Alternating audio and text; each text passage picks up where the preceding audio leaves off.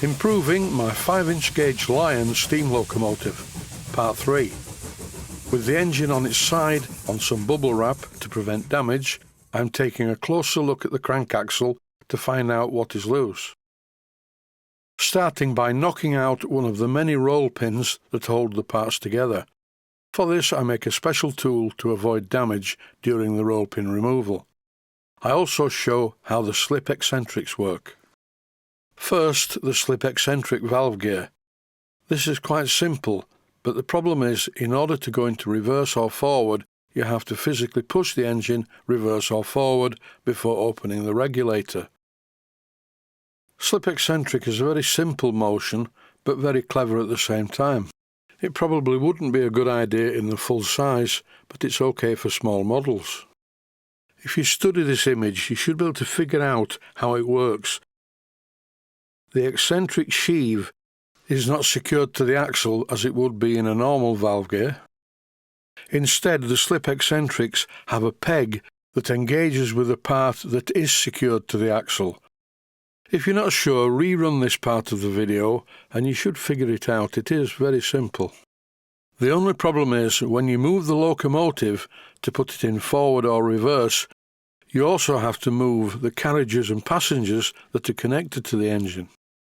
Okay for me perhaps, because I'm fairly heavy and quite strong, but for someone who's lightweight this could be a problem. Talking about problems, there is something wrong with this crank axle. The wheel is loose. When I was editing this video I could see the problem, but it wasn't obvious at first. I thought I would knock out one of the roll pins and see how well made the crank axle is. First of all though, things not to do. Don't use a small screwdriver like this, it will not work at all. So okay, you could use a Phillips screwdriver with a sharp point, but this doesn't work either. I'll show you a magnified image of the roll pin once I've removed it. First of all though, I need to take off the water pipe. I don't want to hit this with the hammer. There is something else that you mustn't do. This is my Proxon motor tool fitted with a small drill bit. But unfortunately these roll pins are hard, very hard indeed. They're made from spring steel, so drilling them out could be done with a special drill bit, which I don't have, and I don't think it's the best way to do it. The drill bit has made an impression on the end of the roll pin, but now it's blunt. Note to self, maybe it would be a good idea to buy a set of tools to knock out roll pins, but I don't do that very often. Instead, I made this tool, which does the job.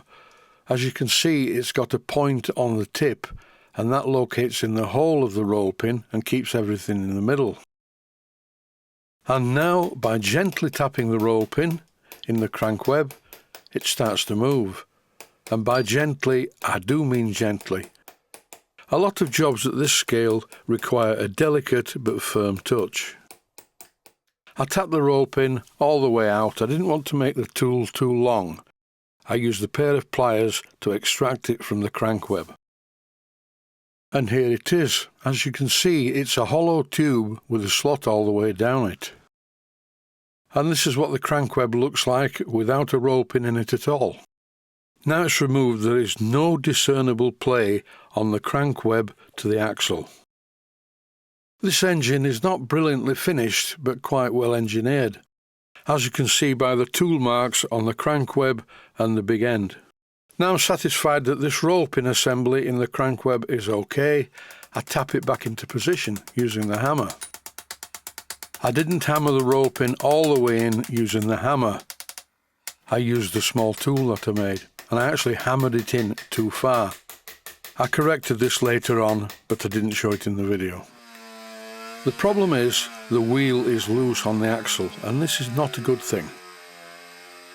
With the design of this locomotive, it's fairly impossible for the wheel to fall off, but it could work loose and spin around, which would ruin the quartering. I have two choices. I can completely remove the crank axle and remove it from the engine, but I don't really want to do that. Here's the method I used on my Titch locomotive that I ran for about 20 years around my garden with no ill effects whatsoever. I'm going to pin the wheel to the axle, but this is a bit unorthodox. Normally you would pin wheels to axles from the front, but I think it looks unsightly, and besides, with this design, that's not possible. What I'm doing is drilling a hole in the wheel and the axle. And here I'm threading the hole 4BA, using a taper tap and a plug tap. Being very careful not to snap the tap off in the hole, that would not be good. It would of course secure the wheel to the axle, but that's not the point. I would always know that it was wrong, so I didn't snap off the tap, as you can see here. I used some WD-40 when I tapped this hole, and in this clip I'm using the airline to blow it away. I'm using a 4BA high tensile grub screw, and I'm also using some thread lock. I'm rotating the Allen key by using a pair of pliers to make sure that this is a really tight fit in the wheel and the axle.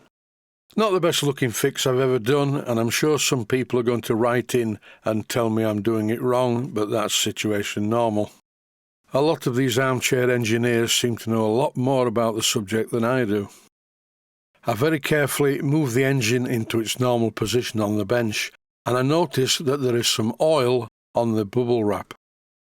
The oil has run out of the mechanical lubricator, and considering this was leaking to start with, I was quite pleased.